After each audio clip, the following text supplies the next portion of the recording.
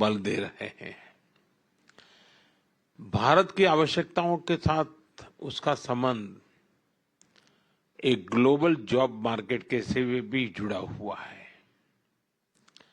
अगर आपकी कंपनियां ग्लोबली क्या चल रहा है उसका एक अगर सर्वे करें, ग्लोबल डिमांड क्या है उसका अगर एक एनालिसिस करें और उसके अनुसार भारत में स्किल डेवलपमेंट के लिए आए, तो ग्लोबल जॉब मार्केट को बड़ी आसानी से एड्रेस कर सकते हैं। ये मेरा तीसरा कार्यकाल है और आप में से जो लोग भारत से परिचित हैं उनको पता है कि 1962 के बाद 60 साल के बाद भारत में किसी सरकार को तीसरी बार देश की जनता ने सेवा करने का अवसर दिया है और दुनिया में सबसे ज्यादा लोगों ने वोट कर करके इस सरकार को बनाया है।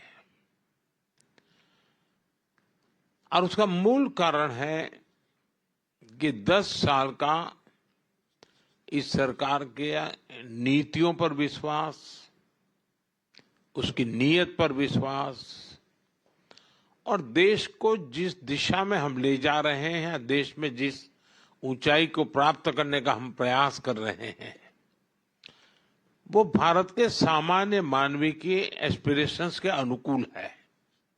और तब जाकर के इतना बड़ा देश आपके साथ चलता है। यहाँ एविएशन सेक्टर के लोग हैं, दुनिया में फास्टेस्ट ग्रोइंग एविएशन सेक्टर कहीं है तो भारत में है। और हम भी चाहते हैं कि बहुत तेजी से एविएशन के लिए जो जरूरी इंफ्रास्ट्रक्चर है, जो एमआरओज की जरूरत है, वो हमारी प्रायोरिटी का भी एक क्षेत्र है। और इसलिए मैं चाहूंगा, अब जैसे सिंगापुर एयरलाइन का कहना है कि हमें जरा कनेक्टिविटी के लिए नए नए डेस्टिनेशन मिले, बहुत स्वाभाविक है। लेकिन मैं ये भी चाहूंगा कि आप इतना छोटा विचार मत रखिए। आप आइए, नए एयरपोर्ट के मैदान इन्वेस्टमेंट की दृष्टि से आइए, डेस्टिनेशन भी ले जाइए, एक विन विन सिचुएशन बनेगी। एयरपोर्ट का निर्माण भी आप करेंगे, डेस्टिनेशन का अपॉर्चुनिटी भी आपको मिलेगा। तो हम एक उस प्रकार से एक पैकेज बना करके चल सकते हैं, क्योंकि भारत में शायद मुझे बहुत ही निकट भविष्य में 100 से ज्यादा एयरपोर्ट बनाने होंगे। यानी अपने आप में एक बहुत बड़ा मिशन है। क्योंकि जिस प्रकार से मेरा यहाँ एविएशन सेक्टर का ग्रोथ है और जिस प्रकार से एस्पिरेशनल सोसाइटी के ये जो मांग है, आज मैं उसको कैटर नहीं कर पा रहा हूं। हम कम पड़ रहे हैं, हमें बहुत बड़ी आवश्यकता है। उसी प्रकार से आज खुशी की खबर तो है ही है, एयर इंडिया का आपके साथ यहाँ मर्जर होना, ये अपने आप में एक बहुत बड़ा काम हुआ है। लेकिन ये भी हम सोचे कि Bharat with in India domestic air traffic के लिए हम चाहते हैं कि कंपटीशन की स्थिति बने, अधिक कंपनी आए। आज वो स्थिति नहीं है, बहुत पूरा स्काई ओपन पड़ा है जी। और मैं चाहूंगा कि आप में से जो कंपनियां उस दिशा में भी आगे आना चाहती हैं, तो उसके लिए भी अवकाश है।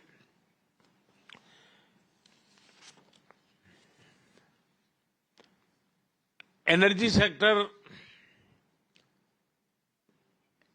में यहां पर काफी चर्चा हुई, ग्रीन हाइड्रोजन की, अमोनिया की। हमने पूरी दुनिया को एक वादा किया है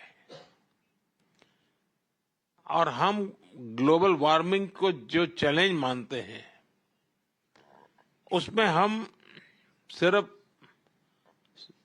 अपनी संवेदना व्यक्त कर करके अटकने वाले नहीं है, हम सॉल्यूशन देने वाले लोग हैं। और हमने 500 गीगावाट का लक्ष्य टारगेट किया है और 2030 तक मुझे करना है।